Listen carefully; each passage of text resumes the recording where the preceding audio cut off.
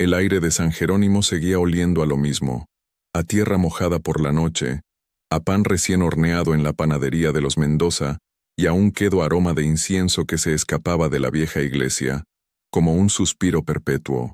Hacía 50 años que me había marchado, jurando no volver, y sin embargo, allí estaba, a mis 72 años, con las manos aferradas a la reja de la casa de mis padres, una casa que ahora solo albergaba fantasmas y el silencio que mi hermano, Mateo, había dejado tras su partida. Volver no fue una elección, sino una obligación del corazón, el último trámite de una vida que se había apagado en soledad. Mientras caminaba por la plaza, los rostros que me cruzaba eran extraños, o peor aún, versiones marchitas de los jóvenes que recordaba. El tiempo, ese escultor implacable, nos había moldeado a todos, dejando surcos profundos, donde antes solo había sonrisas. La iglesia de San Jerónimo Mártir se erigía en el centro del pueblo, imponente y anacrónica. Su torre, con el campanario que tantas veces había visto recortado contra el cielo carmesí del atardecer, parecía más alta, más solitaria. Era una aguja que apuntaba al cielo, pero que guardaba los secretos más oscuros de la tierra. Decidí entrar. El interior estaba fresco y silencioso, un refugio contra el sol de la tarde que golpeaba las calles de piedra. Unas pocas beatas rezaban en las bancas delanteras, susurrando avemarías que se perdían en la vastedad de la nave. Y allí, junto al altar, barriendo con una parsimonia que solo los años otorgan, estaba él, el padre Miguel. Lo reconocí de inmediato, aunque su espalda estaba encorvada y su cabello era una corona de nieve. Él también me reconoció. Sus ojos, pequeños y agudos, se clavaron en mí, y por un instante vi al niño flacucho con el que había jugado a las canicas en esta misma plaza. Elena. Su voz fue un murmullo rasposo, cargado de sorpresa, y algo más, una especie de aprensión. Hija, has vuelto. Nos abrazamos. Un abrazo torpe, de huesos viejos y recuerdos compartidos. Hablamos de lo trivial, de mi viaje desde Houston, de la tristeza por la muerte de Mateo, de cómo el pueblo había cambiado, aunque en el fondo siguiera siendo el mismo. Pero mientras hablábamos, sentí una corriente subterránea en sus palabras, una advertencia no dicha. Finalmente, cuando me despedía en el atrio, me tomó del brazo. Su agarre fue sorprendentemente fuerte. Elena, qué bueno que estás aquí para arreglar lo de tu hermano. Pero escúchame bien, como si fuera lo último que te dijera en esta vida. Hay lugares que guardan dolores viejos, heridas que no deben tocarse. Lo miré, confundida. ¿De qué hablas, Miguel? Su mirada se desvió hacia la torre del campanario. No subas allí. Por lo que más quieras, no entres al campanario. Prométemelo. La intensidad de su petición me heló la sangre. No era una sugerencia, era una súplica, casi una orden. ¿Pero por qué? De niña subía todo el tiempo. Los tiempos cambian, Elena. Y los lugares también. El campanario ya no es para nosotros. Es un lugar de silencio. Déjalo así. Asentí, más por la angustia en su rostro que por convicción. ¿Qué podía haber de terrible en un montón de piedras viejas y campanas de bronce? Esa noche, en la casa fría y vacía de mis padres, el insomnio se apoderó de mí. Cada crujido de la madera, cada silbido del viento en las tejas, me traía retazos del pasado. Recordaba a mi madre, persignándose cada vez que una tormenta se acercaba, y a mi padre sentado en ese mismo sillón donde ahora reposaba mi bolso, leyendo el periódico. Recordaba a Mateo, mi hermano menor, siempre callado, siempre observando, con una tristeza en los ojos que nunca logré comprender del todo. Me fui de San Jerónimo para casarme con Roberto, un buen hombre, un ingeniero que me prometió una vida lejos de la estrechez del pueblo, y la cumplió. Vivimos en Houston, tuvimos una vida cómoda, educamos a nuestros hijos. Roberto fue un hombre exitoso, sus inversiones nos dieron una vejez tranquila, sin las preocupaciones que veía en los rostros de mis antiguas vecinas. Pero el dinero, me di cuenta esa noche, es un pobre consuelo para los vacíos del alma. Podía permitirme una estancia en el mejor hotel de Beverly Hills si quisiera, pero no podía comprar un solo minuto más con los que se habían ido, ni borrar las preguntas que me habían carcomido durante 50 años. ¿Por qué Mateo nunca se casó? ¿Por qué nunca quiso visitarme en Estados Unidos? ¿Por qué, en sus pocas y escuetas cartas, jamás mencionaba el pasado? El pasado, en San Jerónimo, el pasado no era un país extranjero, era un vecino molesto que se colaba por las ventanas sin pedir permiso. Me levanté y preparé un té. La casa olía a cerrado, a tiempo detenido. En el fondo, sentía que la advertencia del padre Miguel no era solo sobre un lugar físico, era una advertencia sobre la memoria, sobre no escarbar en las tumbas del recuerdo. Pero, ¿cómo no hacerlo cuando había vuelto precisamente para cerrar una? Me asomé a la ventana. La plaza estaba desierta, bañada por la luz pálida de la luna. La torre de la iglesia se proyectaba sobre los tejados como un dedo acusador, y un escalofrío me recorrió la espalda, una premonición helada de que mi regreso a San Jerónimo no sería tan simple como firmar unos papeles y vender una casa. Había algo más esperándome, algo que había permanecido latente, dormido, entre las viejas piedras de ese campanario. El sueño finalmente me venció en un sillón, con la taza de té fría sobre la mesita, pero fue un sueño ligero, quebradizo, poblado de sombras y susurros. Y entonces, en esa hora incierta que no es noche ni día, la madrugada me despertó. No fue un ruido, sino una vibración, un sonido que sentí primero en los huesos antes que en los oídos. Un eco profundo, solemne, que hizo temblar los viejos cristales de la ventana. Dong. Me incorporé de golpe, con el corazón martilleando en mi pecho. Dong. Era inconfundible. Eran las campanas de la iglesia, pero no era el repique alegre de la misa de domingo, ni el llamado a la oración de la tarde. Era un tañido lento, fúnebre, una por una. Las campanas sonaron, un lamento de bronce que se extendía sobre el pueblo dormido. Dong. Cada golpe era una punzada en el alma de la noche. Me acerqué a la ventana temblando. La iglesia estaba a oscuras. No había luces en la casa parroquial, ni movimiento en la plaza. ¿Quién podría estar tocando las campanas a las 3 de la madrugada? Y con esa cadencia tan extraña, tan llena de dolor. Recordé las palabras del padre Miguel, su advertencia. Esa madrugada las campanas sonaron solas. La frase se formó en mi mente sin que yo la llamara. Una certeza absurda y aterradora. Estaban sonando solas, y todo el pueblo las estaba escuchando. El sonido continuó por lo que pareció una eternidad. 10, quizás 12 campanadas lentas, antes de que el silencio volviera a caer, más pesado y opresivo que antes. Ya no pude dormir. Me quedé sentada, envuelta en una manta, viendo cómo el cielo se teñía de gris y luego de un rosa pálido. A la mañana siguiente, el pueblo era un hervidero de murmullos.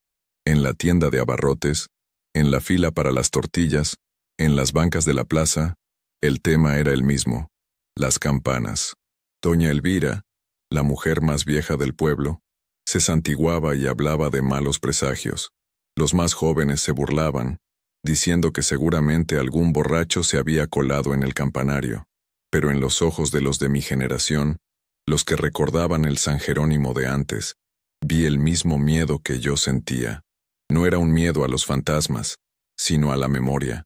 Las campanas habían despertado algo. Decidí que no podía quedarme de brazos cruzados, esperando respuestas que nadie quería dar. La lógica me decía que debía haber una explicación, quizás un mecanismo defectuoso, un cortocircuito, pero mi corazón, ese viejo órgano testarudo, sabía que no era tan simple. La advertencia de Miguel, el sonido lúgubre, la atmósfera del pueblo, todo estaba conectado. Empecé mi investigación en el único lugar donde podía hacerlo, la casa de mi hermano. Mateo era un hombre metódico, casi obsesivo con el orden. Sus papeles estaban clasificados, sus libros, ordenados alfabéticamente, pero yo no buscaba un testamento o una escritura. Buscaba una grieta en esa fachada de orden, un atisbo de la vida que me había ocultado. Pasé horas revisando cajones, armarios, cajas viejas llenas de polvo y nostalgia. Encontré mis cartas, atadas con un listón azul, y las suyas, las pocas que le había enviado, sin abrir. Un nudo se formó en mi garganta. ¿Por qué no las había leído? En el fondo de un baúl, debajo de unas mantas apolilladas, encontré un álbum de fotografías. Eran fotos bellísimas en blanco y negro de nuestra juventud. Ahí estábamos nosotros, en la feria del pueblo, en la primera comunión de Mateo. Y entonces, una foto suelta cayó del álbum. La recogí. Era una muchacha joven, de sonrisa radiante y ojos oscuros y profundos. No la reconocí. Estaba de pie, justo frente a la puerta del campanario. Vestía con la sencillez de la gente del pueblo, pero había en ella una luz, una vitalidad que traspasaba el papel amarillento. En el reverso, una caligrafía elegante había escrito un nombre y una fecha. Isabel, 1974. El año en que me fui de San Jerónimo. ¿Quién era Isabel? ¿Y por qué mi hermano guardaba su foto con tanto celo, escondida del resto de nuestros recuerdos? La imagen de la muchacha sonriendo, con el campanario a su espalda, me produjo un escalofrío. Era como si la propia torre fuera un personaje en la foto, un guardián silencioso de su historia. Guardé la fotografía en mi bolsillo. Tenía mi primera pista. No era mucho, pero era un hilo del que empezar a tirar, y estaba decidida a tirar de él, aunque desenredara una madeja de dolor y de secretos que llevaban 50 años esperando en la oscuridad. Decidí que el mejor lugar para preguntar por un rostro del pasado era donde la memoria del pueblo se conservaba más viva, entre las mujeres mayores. Fui al mercado, bajo los arcos de piedra donde el tiempo parecía correr más lento. Allí, entre los puestos de chiles secos y hierbas de olor, encontré a doña Inés, sentada en un banquito, desgranando maíz con una habilidad que sus manos artríticas no aparentaban. Inés había sido amiga de mi madre. Sus ojos, nublados por las cataratas, aún conservaban una chispa de malicia. Le compré un poco de epazote como pretexto y me senté a su lado. Hablamos del clima, de la cosecha, de los achaques de la edad, y entonces, con la mayor naturalidad que pude fingir, saqué la fotografía. Doña Inés, revisando las cosas de mi hermano, encontré esta foto. No recuerdo a la muchacha. ¿Usted la conoció? Inés tomó la foto. Sus dedos temblorosos la acercaron a sus ojos. El gesto fue casi imperceptible, pero su espalda se tensó. Dejó la foto sobre su regazo y suspiró. Guarda eso, muchacha. Hay nombres que es mejor no pronunciar. Pero, ¿quién es? Se llamaba Isabel. Su silencio fue más elocuente que cualquier palabra. Miró a su alrededor, como si temiera que las paredes del mercado tuvieran oídos. Isabelita, susurró.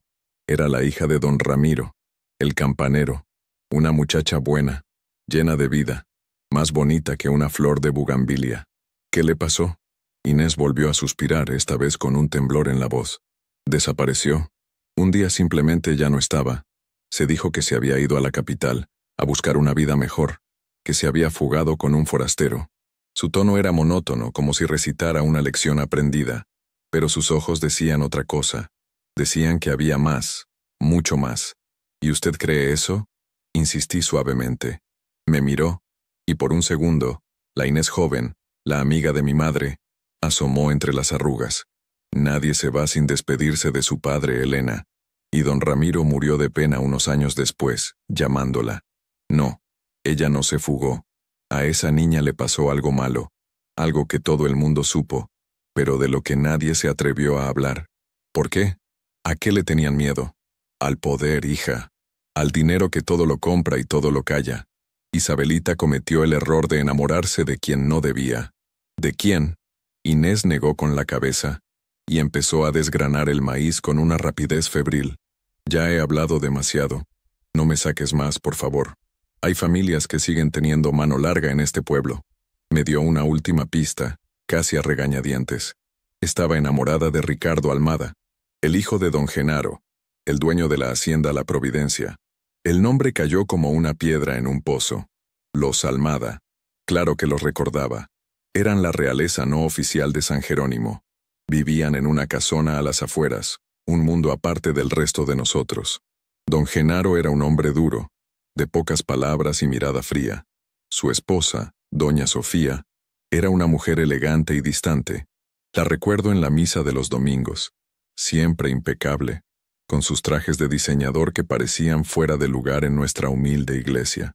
Una vez, para una fiesta importante, mi madre me contó que vieron llegar un baúl directamente de la Ciudad de México, y que dentro venía un vestido de Chanel que doña Sofía había encargado. Eran de otro mundo, un mundo al que una muchacha como Isabel, la hija del campanero, nunca podría pertenecer. Ricardo era su único hijo, un joven apuesto y arrogante que paseaba por el pueblo en el coche de su padre, levantando nubes de polvo y suspiros de las muchachas. La historia empezaba a tomar una forma terrible en mi mente, un amor imposible, una desaparición misteriosa, un silencio comprado, y las campanas, sonando en la noche, como un recordatorio de esa vieja injusticia. La reflexión que me vino fue amarga. La justicia, como ciertos bienes de lujo, a menudo parece estar solo al alcance de quienes pueden pagarla. Para los demás, para los hijos de los campaneros, solo queda el silencio y el olvido. Pero el olvido, me di cuenta, era una mentira. El pueblo no había olvidado, solo había aprendido a no recordar en voz alta. El dolor de Isabel no se había ido, se había quedado atrapado en el aire, en los murmullos, en el tañido fúnebre de unas campanas que, 50 años después, seguían llorando por ella. Con el peso de la historia de Isabel oprimiéndome el pecho, supe que mi siguiente paso era volver a hablar con el padre Miguel. Él sabía más de lo que había admitido. Su advertencia no era por superstición, era por conocimiento. Lo encontré en la sacristía, ordenando unas casullas viejas. La luz que se filtraba por el vitral teñía sus manos de colores, dándole un aspecto frágil, casi etéreo. Puse la fotografía de Isabel sobre la mesa. No hizo falta decir nada. Su rostro se contrajo en una máscara de dolor. Sabía que preguntarías por ella, dijo, sin mirarme. Las campanas te lo dijeron, ¿verdad? Las campanas y el miedo en los ojos de la gente, respondí. Miguel, tienes que decirme qué pasó. Mateo guardaba esta foto. ¿Él lo sabía? ¿Es por eso que vivió una vida tan triste, tan encerrado en sí mismo? El padre Miguel se sentó pesadamente en una silla de madera. Parecía que el peso de todos sus años le había caído encima de golpe. Tu hermano era un buen hombre, Elena, un alma noble. Y sí, él sabía. Vio cosas que un muchacho de su edad nunca debería haber visto. Su voz era apenas un susurro. El silencio es un pecado, Elena. A veces, el más grave de todos. Y este pueblo, yo incluido, hemos cometido ese pecado durante 50 años. Me contó fragmentos, como si armara un rompecabezas doloroso. Me confirmó que Isabel y Ricardo estaban enamorados. Un amor secreto, clandestino, que se reunía a escondidas en los lugares más insospechados. El campanario, irónicamente, era su refugio. Nadie se atrevía a subir, y desde allí podían ver todo el pueblo sin ser vistos. Don Genaro se enteró, continuó el padre Miguel. Para él, era una deshonra impensable, que su único hijo, el heredero de todo, se mezclara con la hija del campanero. Le prohibió volver a verla. Lo amenazó. ¿Y Ricardo obedeció? Ricardo era débil. Amaba a Isabel. No lo dudo. Pero amaba más la comodidad, el dinero, el poder que su apellido le daba. Estaba atrapado entre su padre y su corazón. El sacerdote se detuvo, mirando hacia la nada. La noche que Isabel desapareció, las campanas no sonaron. Todo fue silencio. Un silencio antinatural. A la mañana siguiente su padre, don Ramiro, la buscó como un loco, pero ya no estaba. La versión oficial, la que los almadas se encargaron de esparcir, fue la fuga, y la gente, por miedo o por conveniencia, la aceptó. Pero tú no la creíste. Yo era apenas un seminarista en ese entonces, dijo con amargura. Pero yo los había visto juntos. Vi el amor en sus ojos, pero también el miedo en los de ella en las últimas semanas. Y luego, las campanas. Empezaron a sonar solas un año después, en el aniversario de su desaparición. Y desde entonces, no han fallado ni una sola vez. Es como si el bronce tuviera memoria, como si las campanas se negaran a dejar que el pueblo olvide lo que prefiere ignorar. ¿Por qué me advertiste que no subiera? ¿Qué hay allí, Miguel? ¿Es un fantasma lo que temes? Sacudió la cabeza, y sus ojos se encontraron con los míos. Estaban llenos de una profunda tristeza. No, Elena, no temo a los muertos, temo a los vivos, y temo al dolor. El campanario no es un lugar de fantasmas, es un lugar de dolor, una tumba sin nombre. Subir allí es remover la tierra de una herida que nunca ha sanado. Te lo pedí para protegerte. A veces, la ignorancia es una forma de piedad. Me habló entonces de la familia Almada. Don Genaro y su esposa habían muerto hacía años, pero su poder, como una sombra, aún se extendía sobre San Jerónimo. Ahora todo lo manejaba el nieto, Alejandro, un hombre de negocios educado en el extranjero, que apenas pisaba el pueblo. Un hombre que, según Miguel, había heredado una fortuna construida sobre cimientos de silencio y sangre. «Ten cuidado, Elena», me advirtió. «Los Almada de ahora no son como los de antes. No usan la fuerza bruta, usan abogados, usan su influencia, bloquean cuentas bancarias con una llamada telefónica. Son más sutiles, pero igual de peligrosos». Me fui de la iglesia con una mezcla de rabia y determinación. La piedad de Miguel ya no me servía. La ignorancia no era un bálsamo, era una complicidad.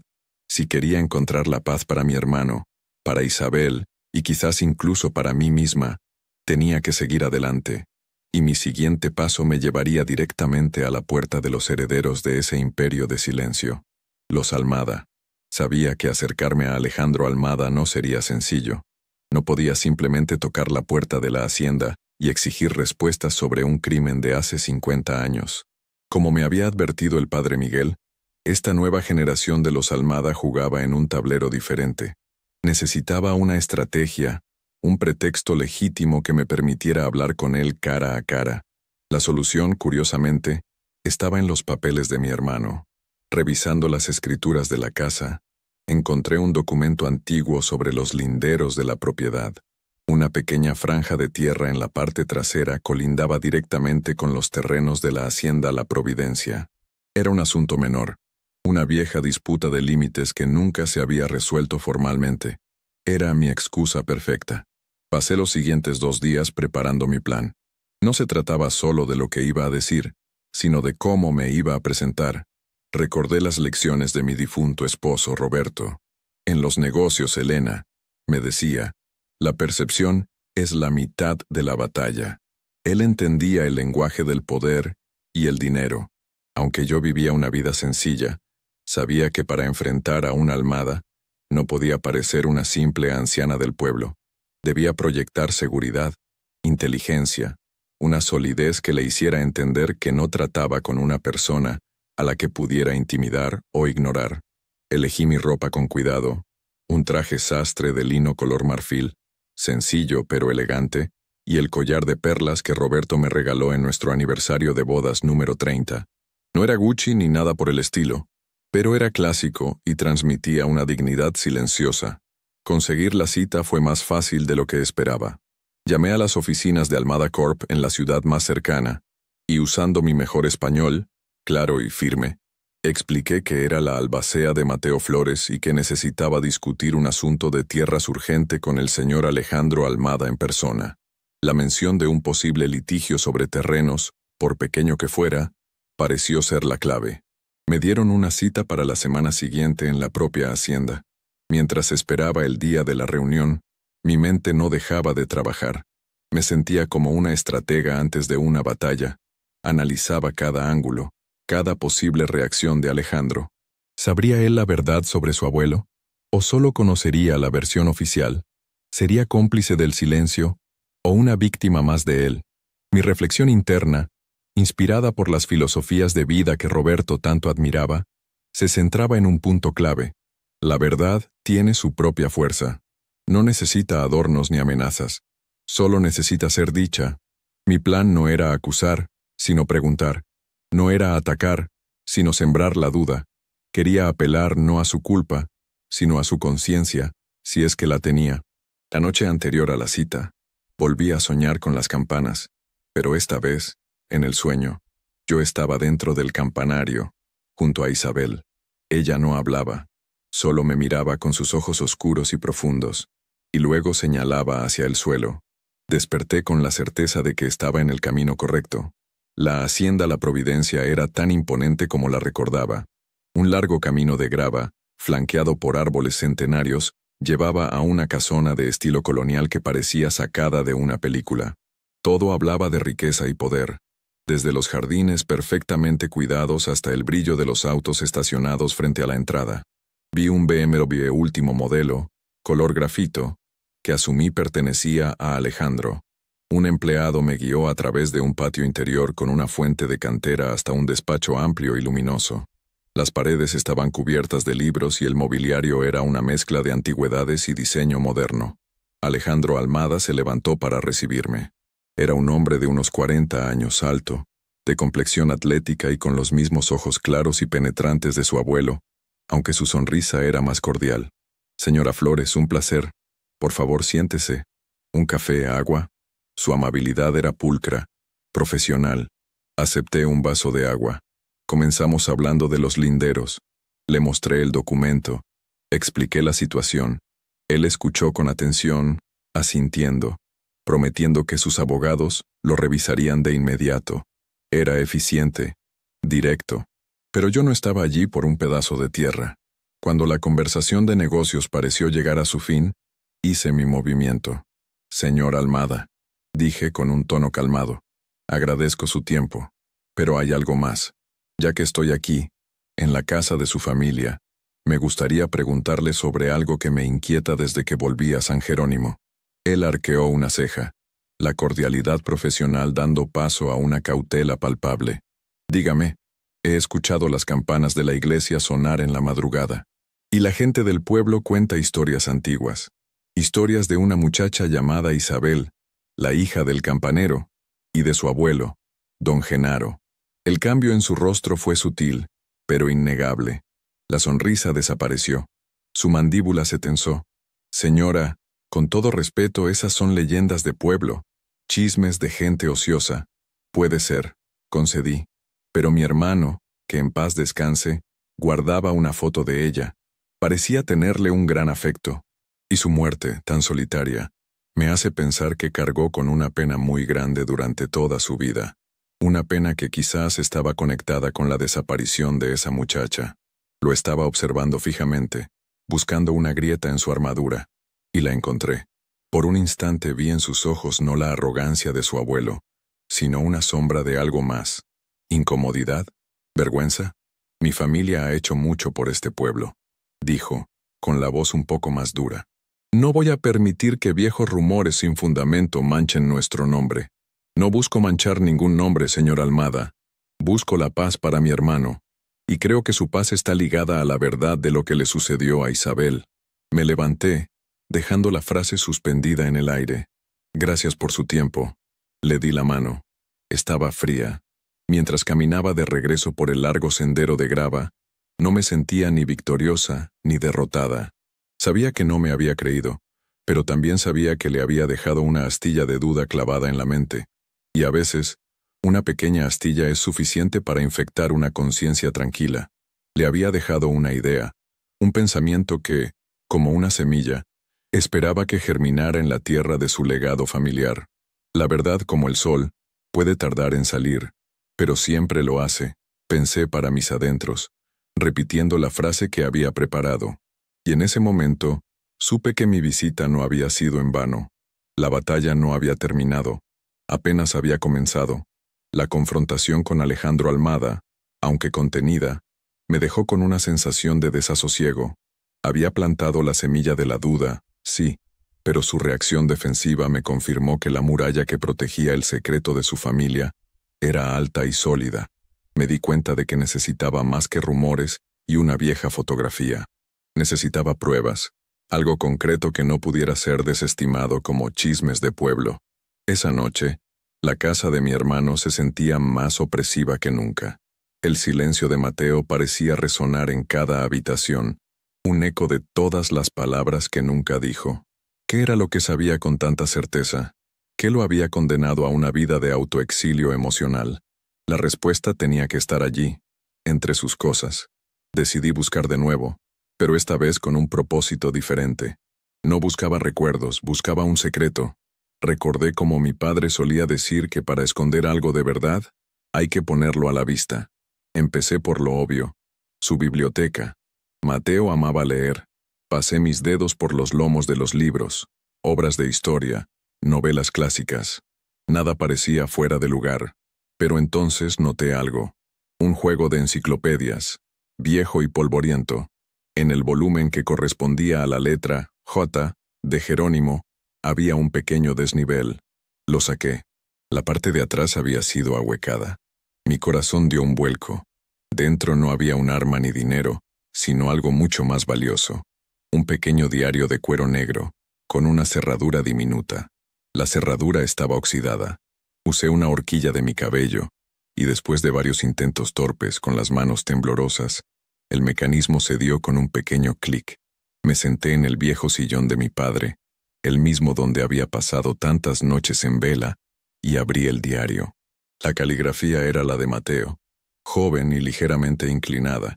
La primera entrada estaba fechada en 1974, pocos meses antes de que yo me fuera del pueblo. Con el corazón encogido, empecé a leer. Las primeras páginas eran el retrato de un joven sensible y observador. Escribía sobre el pueblo, sobre sus sueños de estudiar agronomía, sobre su amistad con un alma gemela, una muchacha que entendía su amor por los libros y las estrellas. Isabel. El diario la describía con una ternura que me rompió el alma. No era un amor romántico por parte de Mateo, sino una amistad profunda, una conexión de dos personas que se sentían diferentes al resto. Mateo la admiraba su espíritu libre, su risa, su valentía, y fue a través de sus ojos que leí la historia del amor prohibido entre Isabel y Ricardo Almada. Mateo lo desaprobaba, no por clasismo, sino porque veía la debilidad en Ricardo. Es un títere de su padre, escribió en una entrada. Le habla a Isabel de un futuro juntos, de escapar, pero sé que nunca tendrá el valor de renunciar a la fortuna de su familia. Ojalá ella se diera cuenta. A medida que avanzaba en la lectura, la angustia crecía. Mateo describía las citas secretas, las promesas susurradas en la oscuridad del campanario. Y entonces, la revelación que lo cambió todo. Una entrada de unas semanas antes de la desaparición de Isabel. Isabel me lo ha contado hoy. Tiene un retraso. Teme estar embarazada. Está feliz y a la vez aterrorizada. Dice que esto obligará a Ricardo a enfrentarse a su padre, a elegirla. Yo no estoy tan seguro. Le he dicho que tenga cuidado. Hay una crueldad en los ojos de don Genaro que me hiela la sangre. Mis manos temblaban tanto que apenas podía sostener el diario. La tragedia se estaba desplegando ante mis ojos, 50 años después. Y entonces llegué a la última entrada. Estaba escrita con una letra temblorosa, casi ilegible, con manchas que parecían ser de lágrimas. Era de la noche de la desaparición. Isabel me pidió que la viera en la plaza a la medianoche. Iba a encontrarse con Ricardo en el campanario para darle la noticia. Quería que yo estuviera cerca por si me necesitaba. Me dijo que, pasara lo que pasara, después se encontraría conmigo para contarme. Fui. Esperé. Pero Isabel nunca llegó. La medianoche pasó, luego la 1. Sentí que algo andaba mal. Me acerqué a la iglesia escondiéndome en las sombras. Y entonces lo vi. La puerta lateral, la que da a la sacristía, se abrió. Era don Genaro Almada. Miró a ambos lados de la calle, como una bestia acechando. La luz de la luna le dio de lleno en la cara. Y en sus manos, Dios mío, en sus manos y en el puño de su camisa, había sangre. Se subió a su coche y se fue, rápido, como un alma que lleva el diablo. Entré en pánico. Corrí al campanario, susurrando el nombre de Isabel. Pero no hubo respuesta. Solo silencio. Un silencio terrible, espeso. Al día siguiente, cuando su padre la buscaba, cuando todo el pueblo empezó a hablar de la fuga, yo no dije nada. ¿Qué podía decir? ¿Acusar a don Genaro Almada? ¿Quién me iba a creer? A mí, el hijo de un campesino. Esa noche me amenazó. Me encontró solo y me dijo que si abría la boca, mi familia lo pagaría. Que él era la ley en este pueblo. Y le creí. Hoy he enterrado a mi amiga y a mi cobardía. Y sé que este secreto me enterrará a mí también. Cerré el diario. El aire me faltaba.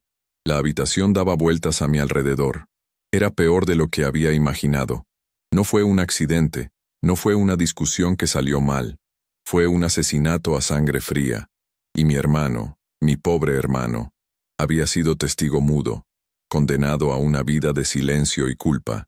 La advertencia del padre Miguel cobró un sentido nuevo y terrible. El campanario no guardaba un fantasma, guardaba el escenario de un crimen. El dolor que sentía por Mateo era inmenso, una ola de tristeza y compasión. Comprendí su reclusión, su tristeza perpetua. No había sido debilidad, había sido el peso insoportable de un secreto que lo aplastó día tras día durante 50 años. La herencia que Roberto me había dejado, esas inversiones que me daban seguridad financiera, de repente me parecieron insignificantes frente a la bancarrota moral de los Almada. Ellos habían construido su imperio sobre los huesos de una muchacha inocente y el silencio de un pueblo aterrorizado. Ahora entendía. Mi regreso a San Jerónimo no era solo para cerrar el capítulo de la vida de mi hermano, era para reescribir el final. La verdad estaba en mis manos, en ese pequeño diario de cuero negro, y ya no sentía miedo. Sentía una claridad helada, una determinación de acero. Iba a desafiar la advertencia, iba a subir a ese campanario, y no iba a hacerlo por venganza, sino por justicia, por Isabel, cuyo único crimen fue amar, y por Mateo, para que su alma finalmente pudiera descansar en paz. El diario de mi hermano era un testamento de fuego en mis manos. Ya no había dudas, solo una certeza dolorosa y una resolución inquebrantable. La advertencia del padre Miguel, nacida de la piedad y el miedo, ya no tenía poder sobre mí. El miedo se había transformado en una obligación moral. Tenía que subir al campanario. Tenía que enfrentar el epicentro del dolor que había envenenado a mi hermano y a este pueblo durante medio siglo. Sabía que no podía hacerlo sola, no por falta de valor, sino porque necesitaba un testigo. Necesitaba que la Iglesia, en la figura de su representante, estuviera allí para enfrentar la verdad que había ayudado a ocultar con su silencio. Fui a la casa parroquial al atardecer. El padre Miguel estaba rezando el rosario en su pequeño y austero despacho. No interrumpí su oración. Esperé de pie en el umbral, sosteniendo el diario contra mi pecho. Cuando terminó y levantó la vista, supo de inmediato que algo había cambiado. «Elena», dijo, con la voz cargada de una premonición sombría. No respondí. Simplemente me acerqué y puse el diario abierto en la última página sobre su escritorio. Se puso sus lentes de lectura con dedos temblorosos y se inclinó para leer. Lo observé en silencio. Vi cómo el color abandonaba su rostro, cómo sus labios se movían repasando las palabras de Mateo. Vi cómo sus hombros se hundían bajo el peso de una culpa compartida. Cuando terminó de leer, se quitó los lentes y se cubrió el rostro con las manos. Sus sollozos eran secos, ahogados, el sonido de un hombre viejo que se quiebra por dentro. Lo sospeché, siempre lo sospeché, murmuró entre sollozos. Don Genaro se confesó conmigo antes de morir, no los detalles. Solo habló de un gran pecado, de una mancha en su alma que no podía limpiar. Le di la absolución, pero nunca pregunté más. Fui un cobarde, Elena, un cobarde con sotana. No es tiempo para la culpa, Miguel, le dije, mi voz más firme de lo que me sentía. Es tiempo para la verdad. Voy a subir al campanario esta noche, y quiero que vengas conmigo. Levantó la vista, sus ojos enrojecidos y llenos de pánico. No, Elena, por favor, ¿qué ganas con eso? Es remover el pasado. Gano la paz para mi hermano. Lo interrumpí. Gano la voz para Isabel. Gano que un crimen no quede impune en la memoria de Dios y de este pueblo. Mateo vivió y murió con este veneno en las venas porque tuvo miedo. Yo no lo tengo. Y tú, Miguel, como hombre de Dios, no deberías tenerlo tampoco. Mis palabras fueron duras, pero necesarias. Vi una lucha en su interior, la batalla entre el hábito del silencio y el llamado de la conciencia. Se levantó, caminó hasta la ventana y miró hacia la torre de la iglesia, que se recortaba contra un cielo anaranjado. Tenía razón, dijo en voz baja. El campanario es una tumba. Se giró para mirarme, y en sus ojos vi una nueva luz, la luz de la decisión. Tienes razón. El pecado no fue solo de don Genaro, fue de todos los que callamos. Iré contigo, Elena. Es mi penitencia. Esperamos a que la noche cerrara por completo. Miguel buscó una vieja linterna de petróleo y una palanca de hierro. El pueblo estaba en silencio, la mayoría de la gente resguardada en sus casas. La plaza estaba desierta. Entramos a la iglesia por una puerta lateral. La oscuridad en el interior era casi total. apenas rota por la luz de las velas votivas que parpadeaban como almas perdidas. El aire era frío y olía a cera y a piedra antigua. La puerta que daba a la escalera del campanario estaba cerrada con un pesado cerrojo. Miguel sacó una llave enorme y oxidada de su bolsillo. «Nadie ha usado esta puerta en décadas», dijo. El sonido del cerrojo al abrirse fue un chirrido metálico que retumbó en la nave vacía, como un grito de protesta. La escalera era una espiral de piedra, estrecha y empinada. El aire se volvió más denso, cargado de polvo y del olor a excremento de pájaros. La luz de la linterna proyectaba nuestras sombras danzantes sobre las paredes curvas. Cada escalón era un esfuerzo. Yo, con mis 72 años, y él, aún más frágil. Pero no era el cansancio físico lo que nos pesaba, sino la carga emocional de lo que estábamos a punto de hacer. Era una ascensión a las entrañas de un secreto. A mitad de camino, Miguel se detuvo, apoyándose en la pared, con la respiración agitada. Recuerdo a Isabel, jadeó. Subía corriendo por estas escaleras sin esfuerzo, riendo. Decía que desde arriba se podía tocar el cielo. La imagen era tan vívida y tan dolorosa que tuve que cerrar los ojos por un instante. Finalmente, llegamos a la cima, la cámara de las campanas, un espacio amplio, abierto a los 4 vientos a través de grandes arcos. Las 3 campanas de bronce colgaban de sus vigas de madera, silenciosas y monumentales, como 3 jueces esperando. La luna llena entraba por los arcos, bañando el lugar con una luz fantasmal. El viento soplaba, trayendo consigo los sonidos lejanos del campo. No había nada fuera de lugar, solo polvo, telarañas y nidos de palomas. ¿Dónde, Mateo? ¿Dónde debo buscar? Susurré al viento, como si mi hermano pudiera oírme. Recordé mi sueño. Isabel señalando hacia el suelo. Empecé a examinar las losas de piedra del piso, golpeándolas suavemente con el pie. La mayoría sonaban sólidas. Pero cerca de la pared norte, debajo de la campana más pequeña, una de las losas emitió un sonido hueco. «Aquí, Miguel. Ayúdame». Usamos la palanca de hierro. La piedra estaba encajada a presión. Tuvimos que hacer fuerza los dos, nuestros cuerpos viejos quejándose por el esfuerzo.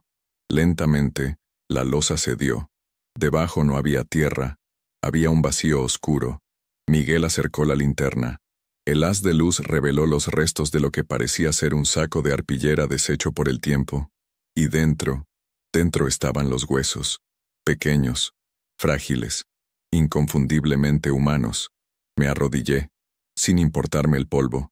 El padre Miguel se quitó el sombrero y empezó a rezar en latín. Yo no podía rezar, solo podía mirar y llorar. Llorar por la muchacha que había subido a tocar el cielo y que había encontrado el infierno. Llorar por la vida que le habían robado, por el bebé que nunca nació, por el secreto que había permanecido enterrado tan cerca del cielo, pero en la más profunda oscuridad.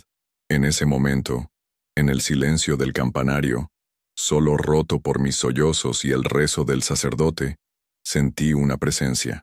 No era algo sobrenatural, era la certeza abrumadora de la verdad. La verdad, finalmente había salido a la luz. El descubrimiento de los restos de Isabel fue un golpe sordo, una verdad de piedra y polvo que nos dejó sin aliento. El padre Miguel, con una solemnidad que le venía de lo más profundo de su fe herida, continuó sus rezos mientras yo, con un cuidado infinito, buscaba algo más en esa tumba improvisada.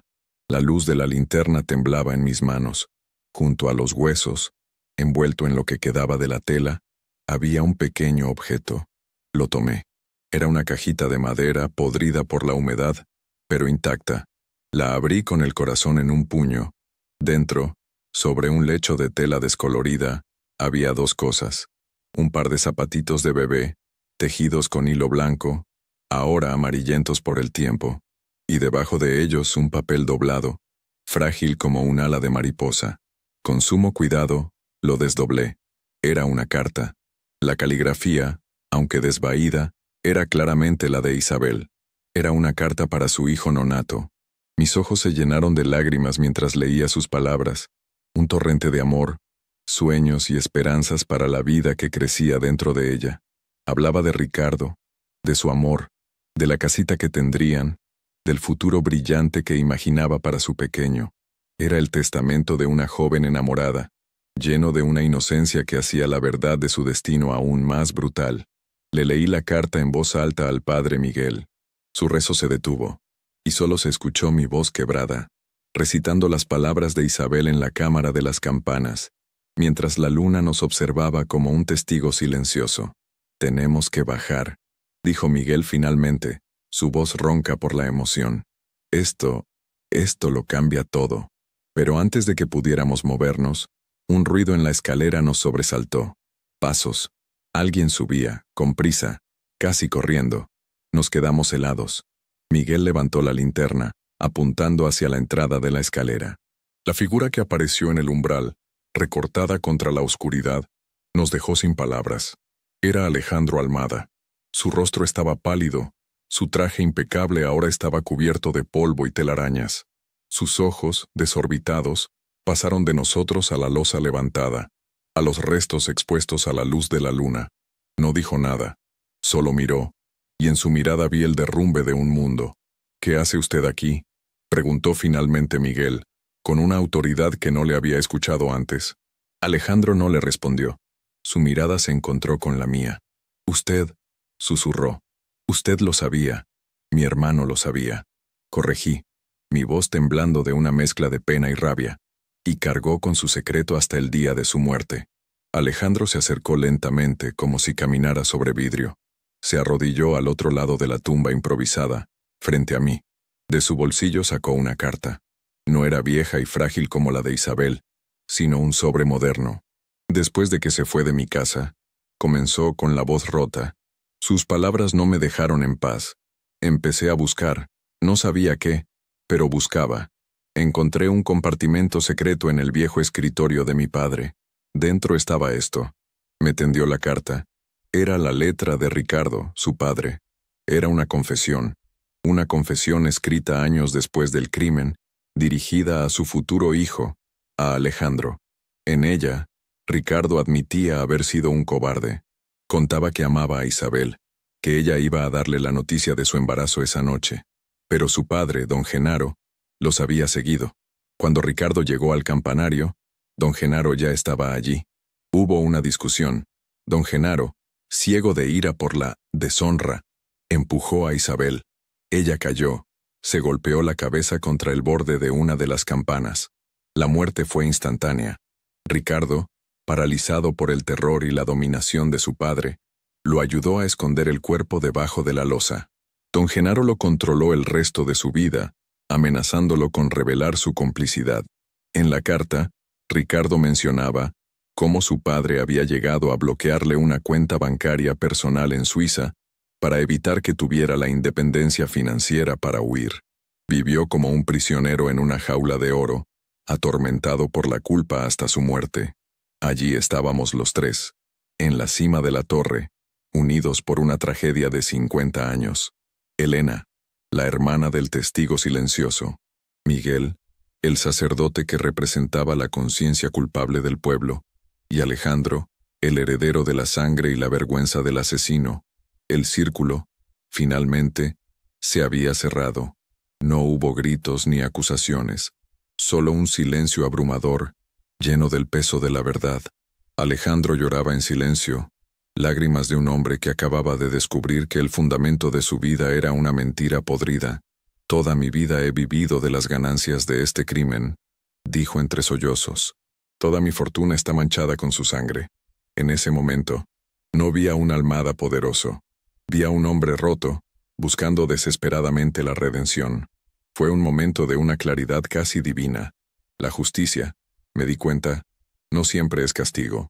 A veces, es reconocimiento, es reparación, es la oportunidad de hacer lo correcto, aunque sea 50 años tarde. Le tendí la carta de Isabel. Él la tomó con manos temblorosas. Y mientras leía las esperanzas y sueños de la muchacha que su abuelo había asesinado, sus sollozos se hicieron más fuertes. El campanario, que había sido testigo del crimen y guardián del secreto, ahora se convertía en el confesionario donde las 3 generaciones de esta tragedia finalmente se encontraban. La noche ya no se sentía amenazante. El viento que soplaba a través de los arcos parecía un suspiro de alivio. Las campanas, mudas sobre nosotros, parecían haber entregado su carga. Su lamento nocturno había cumplido su propósito. Habían llamado y llamado, incansablemente, hasta que alguien, finalmente, había escuchado. El descenso del campanario fue un acto solemne, una procesión de 3 almas transformadas por la verdad. Abajo, en la quietud de la iglesia, tomamos la decisión. No habría un escándalo público. No se removerían los huesos de don Genaro de su tumba en el panteón familiar. El castigo ya había sido dictado por la vida misma. Ricardo había muerto consumido por la culpa, y ahora Alejandro cargaría con el peso de la expiación. La justicia que Isabel merecía no era la de los tribunales de los hombres, que probablemente se enredarían en tecnicismos y prescripciones. Su justicia sería el reconocimiento, la memoria y la reparación. A la mañana siguiente, el pueblo se despertó con una noticia que se esparció más rápido que el fuego en pasto seco. Alejandro Almada, en un comunicado leído por el padre Miguel durante una misa improvisada a la que asistió todo San Jerónimo, anunció la verdad. No dio los detalles escabrosos del asesinato, pero habló de una terrible injusticia cometida por su abuelo, de la desaparición y muerte de Isabel, y del descubrimiento de sus restos. La conmoción fue total. El murmullo de 50 años se convirtió en un grito ahogado de asombro y de pena. Alejandro, con una humildad que nadie en el pueblo le había conocido, pidió perdón en nombre de su familia, y sus palabras fueron seguidas por acciones. Usó una parte considerable de su fortuna, esa misma fortuna manchada de sangre, para darle a Isabel el funeral que nunca tuvo. Todo el pueblo asistió. Fue un día gris y lluvioso, como si el cielo mismo llorara por ella. Su pequeño ataúd blanco, que contenía sus restos y la carta a su hijo, fue llevado en hombros por los hombres del pueblo hasta el cementerio, donde se le dio sepultura en un lugar de honor. Pero la reparación no terminó ahí. Alejandro creó la Fundación Isabel, dotada con fondos perpetuos, dedicada a dar becas a jóvenes del pueblo, especialmente a mujeres jóvenes con pocos recursos que quisieran estudiar, para que ninguna otra muchacha tuviera que ver sus sueños truncados por la falta de oportunidades. La vieja casona de la hacienda, el lugar desde donde se había planeado el encubrimiento, fue donada al pueblo y convertida en un centro cultural y una biblioteca que llevaría el nombre de Mateo Flores, en honor al hombre que guardó la verdad hasta que ésta pudo ser escuchada. San Jerónimo cambió. La sombra de miedo y desconfianza que había flotado sobre él durante tanto tiempo comenzó a disiparse.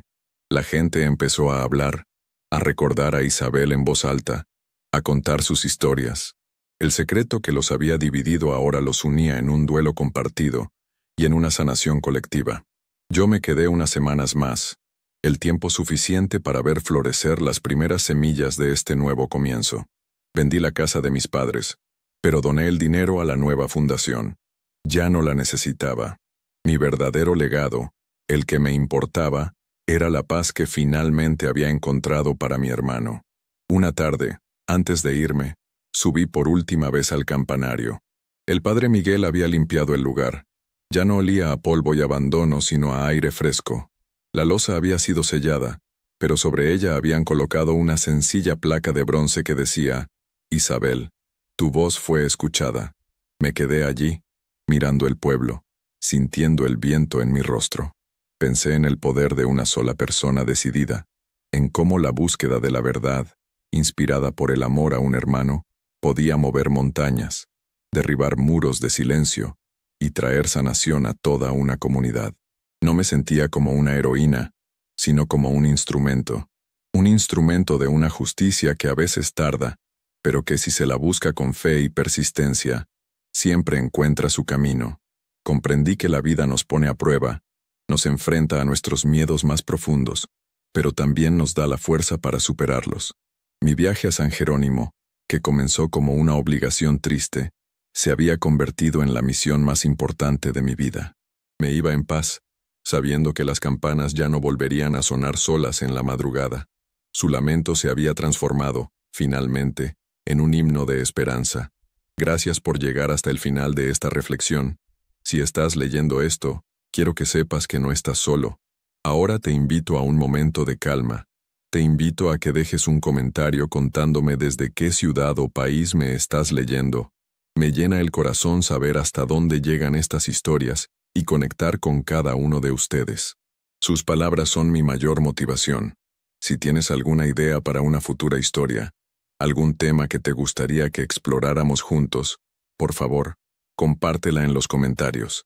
Este canal lo construimos entre todos, y como una forma de agradecer tu tiempo y tu apoyo, he dejado fijado en el primer comentario un par de recetas sencillas de tés relajantes y unos dulces sin azúcar, pequeños mimos para el cuerpo y el alma que espero te gusten. No olvides seguir el canal para no perderte nuestro próximo encuentro. Que Dios te proteja a ti y a tu familia, hoy y siempre. Ten fe, todo va a estar bien.